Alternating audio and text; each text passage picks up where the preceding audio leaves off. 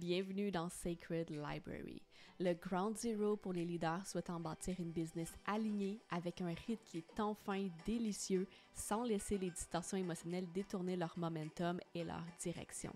Je suis Kim Paradis, coach en positionnement énergétique pour les entrepreneurs et j'aide les coachs, consultants et créateurs à stabiliser leur énergie et devenir l'option évidente dans leur domaine sans surperformer ni s'épuiser émotionnellement. Dans chaque épisode, tu découvriras une tension cachée qui vient brouiller ton champ énergétique ou encore diluer ton momentum et tu repartiras avec une vision claire pour diriger ton énergie avec plus d'efficacité tout en étant connecté à ta vérité et connecté à ta fréquence la plus magnétique. Aujourd'hui, on aborde le principe numéro 1 pour créer une fondation énergétique qui est inébranlable pour créer la vie sur mesure que tu souhaites avec intégrité, alignement et surtout sans avoir à surperformer ni faire semblant d'être quelqu'un que tu n'es pas. Right? On va aborder comment créer la vie, l'impact que tu veux sans avoir à manipuler ton système nerveux ni les personnes ou les circonstances extérieures. Donc aujourd'hui, on aborde plus précisément le réflexe inconscient qui te coupe de ta puissance créatrice, même si tu fais déjà tout comme il faut, et pourquoi c'est ni ta faute ni un problème de mindset. Right? Donc aujourd'hui, je veux te parler d'un thème que j'ai déjà abordé sous différents angles et je parle ici d'authenticité. Mais cette fois-ci, on va aller plus loin. On va descendre dans les couches où l'authenticité qu'on chérit tellement devient, sans qu'on s'en rende compte, malgré nous, un frein à ce qu'on souhaite créer. OK? Je le dis tout de suite, ça se peut que ça vienne te trigger et c'est parfait. Ça veut juste dire que l'énergie est en train de bouger en ce moment. Right? Donc, la vérité, avant qu'on aille plus loin, c'est que j'ai toujours été quelqu'un qui valorise énormément l'alignement, l'intégrité, qui valorise le respect de son énergie, de son corps et qui refuse complètement, totalement de se conformer ou même de faire ce qu'il faut, même si ça implique de ne pas avoir ce que je veux temporairement, parce que dans mon monde à moi, la manipulation, le contrôle, dépasser les boundaries des gens pour les forcer à nous donner ce qu'on veut, c'est simplement non. Right? Je suis quelqu'un qui valorise avant tout ce qui est vrai. Et pendant longtemps, la vérité, c'est que j'étais prête à ne pas obtenir une opportunité, un emploi, une collaboration, une augmentation, whatever, peu importe ce que je voulais, si ça l'impliquait de me compromettre en chemin. Si ça l'impliquait de juste jouer le jeu puis de faire comme tout le monde. Parce que j'ai toujours su à l'intérieur de moi qu'il y avait une meilleure façon et la vérité, c'était que j'étais prête à ce que ça prenne plus de temps pour obtenir ce que je voulais, atteindre les résultats que je voulais, si ça signifiait de rester en intégrité avec moi pour l'obtenir. Je me disais, c'est pas vrai que je vais tordre le bras de personne pour les convaincre, je vais pas me vendre, je vais pas pousser les boundaries de personne pour qu'ils se sentent obligés d'être là. Et aujourd'hui, je te transmets en littéralement 20 minutes ce que j'ai découvert, compris, maîtrisé au bout de 10 ans pour finalement pouvoir obtenir ce que je veux en devenant un match à ça, sans avoir à sacrifier mon authenticité et mon intégrité en chemin. Donc, la première chose que je dois avouer, c'est qu'à ce moment-là, quand les choses ne marchaient pas pour moi, c'est qu'il y a une partie de moi qui défendait, en fait, c'était pas juste un principe d'intégrité, c'était vraiment un attachement. C'est un attachement profond à mes sensations internes, un attachement à ce que je ressentais dans un instant précis. Et ce qui arrivait, c'est que je confondais ce ressenti-là, ce feeling-là que j'avais avec ma vérité, qui je suis, moi qui est authentique ou qui n'est pas authentique. OK? Donc, la première chose que je dois aborder, c'est vraiment cette illusion-là de vérité.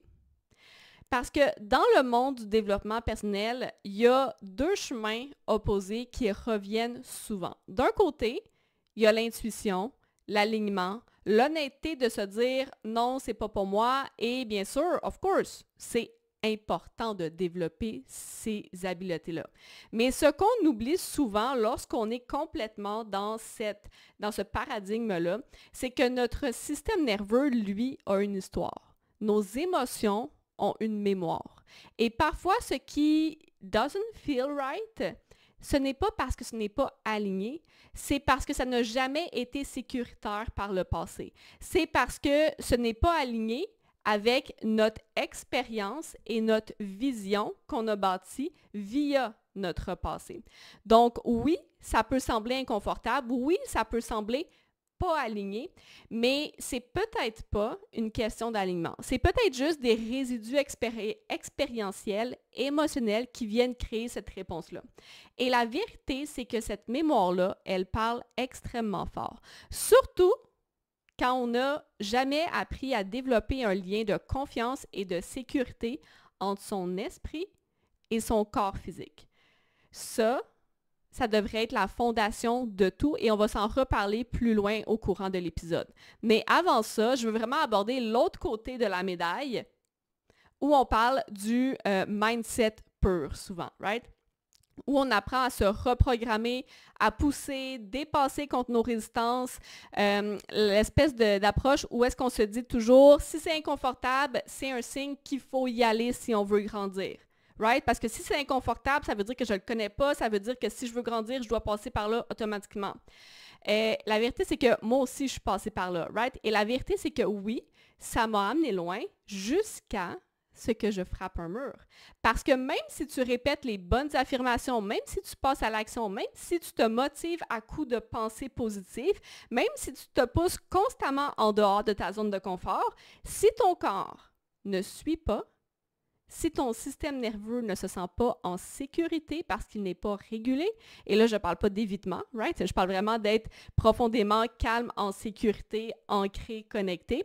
Donc, si tu n'as pas eu l'environnement nécessaire pour te permettre de développer une fondation solide où ton corps et ton esprit ont bâti une relation de confiance et où ils sont connectés les deux ensemble en premier, tu vas finir par plafonner.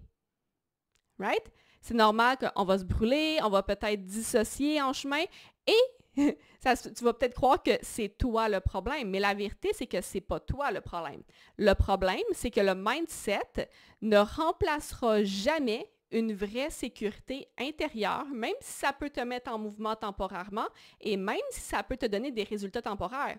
Et c'est ça le cœur de mon message aujourd'hui. Ce n'est pas tout noir ou tout blanc. Ce n'est pas soit j'écoute mon corps, soit je dépasse mes limites.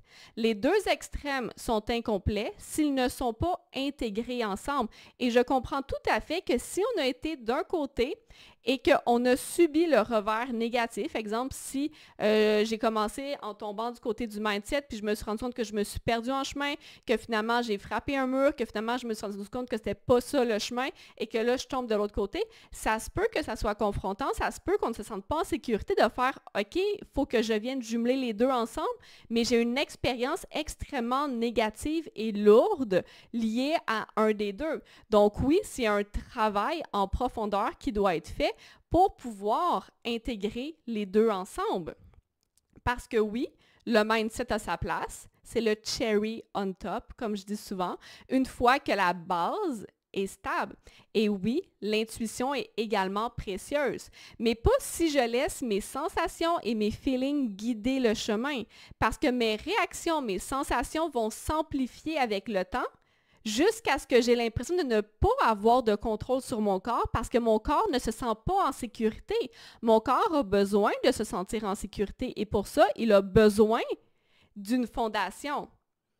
Et ça nous prend deux choses pour créer cette stabilité intérieure-là, pour créer cette fondation-là qui est stable.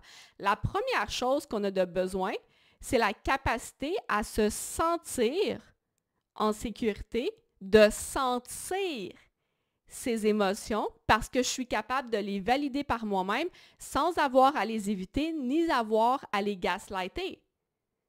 Si je n'ai pas ce premier pilier-là, ma fondation va toujours être instable. Et la deuxième chose, c'est la capacité à utiliser mon esprit pour créer davantage de sécurité. Utiliser mon esprit pour devenir un ancrage lorsque mes émotions commencent à se disperser, à être diffuses et créer de l'instabilité dans mon corps.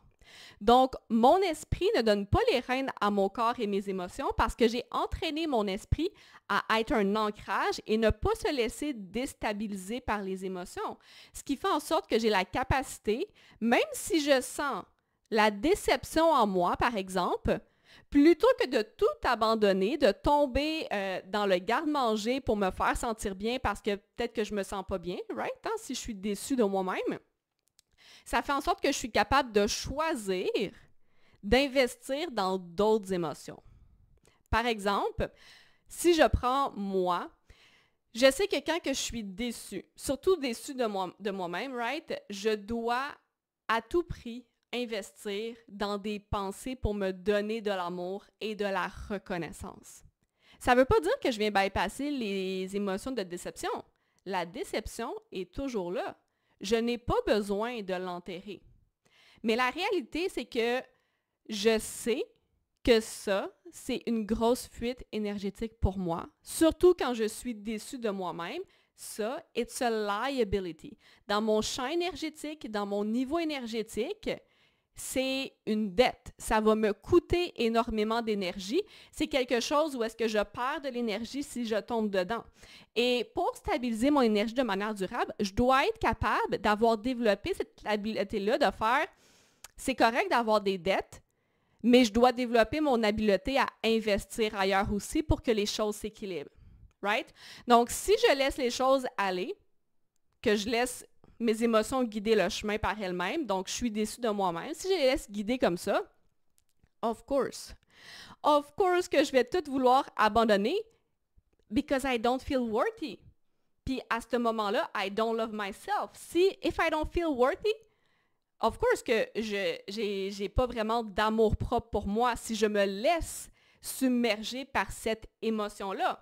Et c'est là que mon esprit, mon point d'ancrage entre en jeu. I know I have a liability here.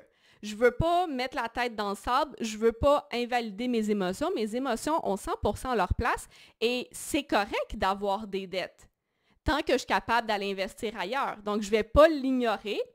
Par contre, c'est mon devoir d'aller investir dans des investissements émotionnels. J'essaie pas de changer l'émotion en me distrayant ou en l'évitant. I know I have a liability. I choose to invest in an asset pour venir balancer les choses.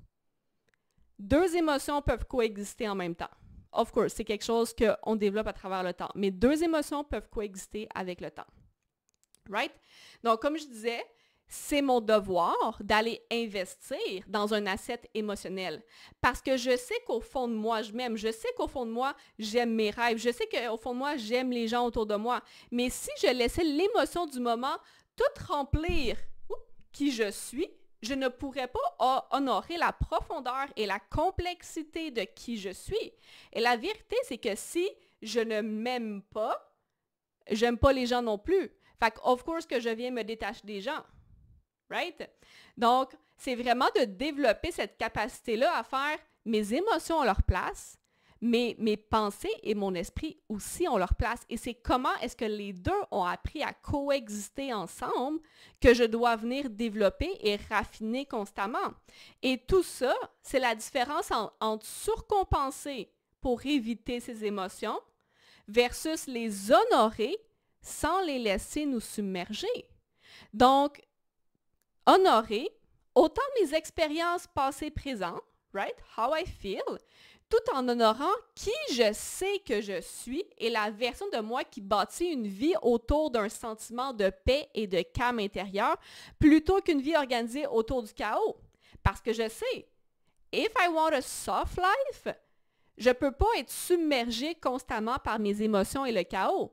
Je dois être en paix à l'intérieur de moi en premier. Et la première place où je dois développer cette stabilité, cette paix-là, c'est entre mon esprit et mes émotions. Et ça implique qu'on ne peut pas bypasser ces émotions parce que sinon, on va frapper un mur invisible. Mais on ne peut pas non plus leur donner les rênes parce que sinon, on ne crée rien de nouveau. On laisse le passé se recréer à travers nous en laissant les expériences puis les émotions passées guider nos actions. Donc, si je reviens à la fondation de tout, la fondation de mon alignement, de mon authenticité, ma capacité de créer la vie que je veux, ce que je vous parlais tantôt, c'est le lien de confiance et de sécurité entre mon esprit et mon corps physique. Et vous avez compris, quand que je parle de sécurité ici, c'est pas juste d'avoir un toit, d'avoir la nourriture, des bonnes habitudes. Se sentir en sécurité, c'est pouvoir prendre des décisions difficiles sans avoir de tension dans le corps. Right? C'est pouvoir dire non sans anticiper la réaction de l'autre. C'est pouvoir se choisir sans avoir peur de comment les autres vont nous percevoir. C'est être capable d'être connecté, d'être pleinement engagé avec quelqu'un sans avoir besoin de l'analyser, le gérer, l'optimiser ou se sentir en activation interne. Right? Et ça, c'est pas quelque chose qu'on pense, c'est quelque chose qu'on ressent et qu'on développe dans des environnements qui nous permettent de relâcher les anciennes mémoires en créant des nouvelles expériences. Right? Lorsqu'on parle de travailler au niveau du corps, travailler au niveau du système nerveux, on ne peut pas juste le visualiser, on ne peut pas juste écouter des podcasts qui nous font voir d'autres choses. Nous devons le vivre à l'intérieur de notre corps et c'est uniquement comme ça qu'on peut reprogrammer la manière dont notre corps réagit et donc, c'est l'unique manière qu'on peut créer un sentiment de sécurité à l'intérieur de son corps. S'entourer de mindset positif, de personnes qui nous font comprendre d'autres choses, ça nous permet, oui, de reprogrammer notre mindset, de reprogrammer notre niveau de conscience, mais pour pouvoir faire une intégration dans son corps et non seulement savoir qu'on est en sécurité, mais également sentir qu'on est en sécurité sans avoir à essayer de se convaincre, ça implique qu'on doit le faire via des expériences, via des environnements qui nous permettent de pas juste comprendre, mais de reprogrammer dans notre corps ce qu'on sait déjà. Et la vérité, c'est qu'en ce moment, avec l'explosion de l'information sur les réseaux, notre niveau de conscience est ultra élevé. On comprend plein de choses, on sait plein de choses, on sait ce qu'on devrait faire, mais ce que notre corps a intériorisé, lui, ne suit pas juste parce que notre tête l'a compris. Et c'est là qu'il y a un énorme décalage qui commence à s'accroître de plus en plus. C'est là qu'on doute de nous. L'intelligence émotionnelle, c'est pas ce qu'on sait. C'est ce que notre corps est capable de traverser sans se crisper, sans anticiper. Et ça demande, oui, de la régulation, ça demande de la présence, mais avant tout, ça demande de l'humilité parce qu'on n'a pas le choix que de faire face à la réalisation que notre cerveau va plus vite que notre corps. Notre cerveau l'a déjà compris, mais on doit accepter le fait que, shit, it's not in my body yet. Mon corps ne l'a pas encore compris. Donc, c'est l'espèce de paradigme où est-ce qu'on est rendu très loin dans notre mental, mais notre corps, ça se peut qu'il est encore figé à quand on avait 5-6 ans. Donc, c'est l'espèce de l'humilité qu'on doit faire de genre, shit, I need to take care of my body. Même si mon corps n'est pas au même niveau que moi, puis c'est OK, comment est-ce que je vais hold the space for him? Et c'est là qu'on bâtit le lien de confiance sur comment est-ce que je choisis de tenir l'espace, même si je regarde en arrière, je regarde mon corps qui est comme 30 ans, 20 ans, 50 ans en retard versus où est-ce que ma tête allait, comment est-ce que je réagis face à ça? C'est ça qui va bâtir le lien de confiance et qui va faire en sorte que je suis capable de bâtir une fondation énergétique solide où mon corps est capable enfin de relâcher et c'est plus ma tête qui a besoin de l'idée parce que mon corps a été capable de calibrer. Donc, si je reviens vraiment à l'authenticité, c'est quelque chose de vraiment subtil comme sujet parce que c'est facile de se dire authentique quand on est vrai face à comment on se sent. Parce que pour plusieurs, l'authenticité, c'est souvent associé à something that feels like flow. right? L'authenticité, c'est souvent perçu comme ne pas être dans sa tête, pas avoir besoin de s'ajuster parce qu'on est juste vrai. Notre corps lead the way, right? Mais en réalité, une des illusions qui arrive souvent dans cette situation-là, c'est qu'on est attaché au feeling. On a développé un attachement à nos feelings. Right? It doesn't feel right, puis on choisit de le prendre pour du cash. Là, of course que je parle pas de bypasser ses émotions pour ne pas se laisser guider par eux, right? On a déjà compris ça. Mais je parle de réelle authenticité. La vraie authenticité, c'est être capable de rester en cohérence avec son corps, ses émotions, ses pensées, la version passée, présente, future de qui on est, et les émotions en soi ne sont pas mauvaises. Par contre, tant qu'elles sont présentes, on ne peut pas être connecté à la version future de qui on est vraiment parce qu'on est attaché au passé. Ce que notre corps a appris est donc qu'il crée une émotion basée sur son expérience. Et je sais que ça peut créer un feeling d'insécurité, de se dire je me détache de mon émotion parce que c'est comme si je laissais une partie de moi derrière. Right? Et la vérité, c'est que oui, lorsqu'on avance, lorsqu'on grandit, veut pas, on doit laisser des anciennes identités de qui nous sommes. Et plus qu'on avance, plus qu'on réalise que notre identité n'est pas fixe, notre identité n'est pas attachée à rien du tout. Et c'est pas quelque chose que j'essaie de vous convaincre aujourd'hui parce que je crois que cette compréhension-là face à son identité ne peut pas être expliquée, elle doit être sentie. Elle doit être sentie dans son corps et pour ça, ça l'implique de élever ses capacités à transmuter ses émotions et plus qu'on est capable d'accélérer, right, parce qu'on raffine ses capacités de transmuter ses émotions, plus qu'on avance au travers du processus, plus qu'on développe notre capacité de détachement. Détachement face à l'émotion, mais également détachement face à notre identité, à la manière qu'on se voit. Détachement face à nos possessions physiques, à littéralement tout. Ça ne veut pas dire qu'on devient vide et beige. Ça veut juste dire que l'énergie est de plus en plus fluide, l'énergie est de plus en plus en mouvement. On est capable de vraiment connecter, enjoy in the moment avec ce qu'il y a, mais sans nécessairement s'attacher de manière rigide à ça, parce qu'on sait que c'est lorsque on a un attachement, il y a de la rigidité, right? C'est ça qui crée la tension dans le corps et la peur de perdre, la peur de se détacher, parce que lorsqu'on n'a jamais pratiqué ce détachement-là, mais c'est l'inconnu. Une fois qu'on détache ça, c'est complètement l'inconnu et c'est le renouveau. Et c'est normal d'avoir des peurs, d'avoir des craintes. Et lorsque je dis ça, c'est pas des peurs mentales la plupart du temps, c'est des peurs physiques, c'est des peurs dans le système nerveux et c'est 100% normal. Parenthèse à part. Donc, si je revenais à ce que je disais tantôt, être aligné, c'est pas toujours suivre la voie la plus forte du moment, right? C'est savoir naviguer à travers tout ce qui est présent sans s'y attacher. Parce que si on reste attaché à comment on feel, on va toujours continuer à créer à partir du passé, pas du futur qu'on veut incarner. Et si vous avez compris ce que je disais tantôt, lorsque je parle de la version future, c'est la manière qu'on se voit. C'est qui nous sommes à un niveau conscient. Parce que, si on se rappelle, le conscient évolue toujours beaucoup plus rapidement que notre système nerveux et notre corps physique.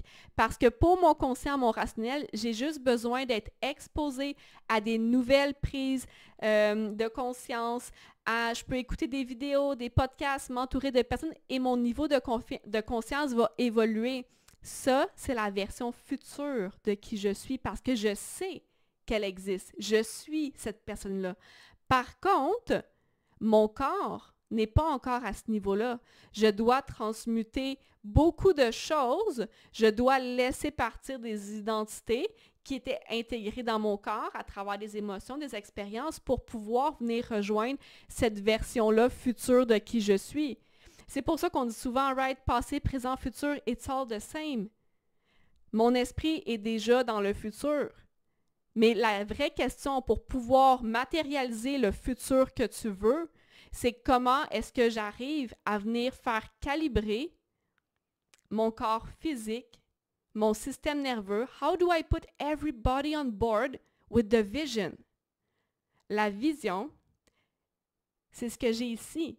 La vision, c'est la conscience de moi que j'ai. That's it. That's it.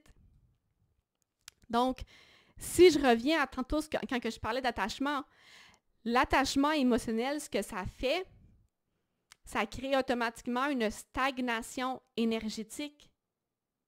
Right? Parce que je suis attachée à des émotions. Et pour pouvoir avancer, rejoindre mon niveau de conscience, je dois release ces émotions-là parce que les émotions créent un blocage, m'empêchent d'avancer. Et c'est là qu'on a le potentiel de tout changer notre futur. Quand tu veux créer quelque chose de nouveau, tu dois être capable de laisser mourir l'attachement à comment ça file, à ton émotion du moment. Pas pour te forcer, pas pour te trahir, mais parce que ce ressenti-là est souvent relié à un ancien schéma, une ancienne expérience. Et si tu veux créer une nouvelle réalité, celle qui est alignée avec ce que tu connais déjà ici, que ce soit dans ta vie, dans tes finances, dans ton leadership, dans tes relations, tu dois pouvoir traverser l'émotion sans rester accroché à elle. Tu dois pouvoir reconnaître, OK, je ressens ça. Good. Qu'est-ce que je peux en retirer? Est-ce que c'est un investissement ou une dette? Si c'est une dette, où est-ce que je peux investir émotionnellement pour faire en sorte que cette dette-là, même si elle est présente et je ne choisis pas de l'ignorer, ne va pas me nuire en me drainant de l'énergie. Right? C'est ça la différence entre s'identifier, s'attacher à une émotion versus prendre le temps qu'il faut pour transmuter ce qu'il y a. C'est pas de l'évitement. Ça, c'est du leadership émotionnel. Right? Et ce shift-là, c'est vraiment ce qui va changer votre vie sur le long terme. C'est là que toutes les choses vont changer. Quand j'ai commencé à voir ça clairement, c'est là que tout a changé. Mon rapport à ce que je crée autour de moi, mon rapport à l'argent, mon rapport à mon couple, mon rapport à moi-même.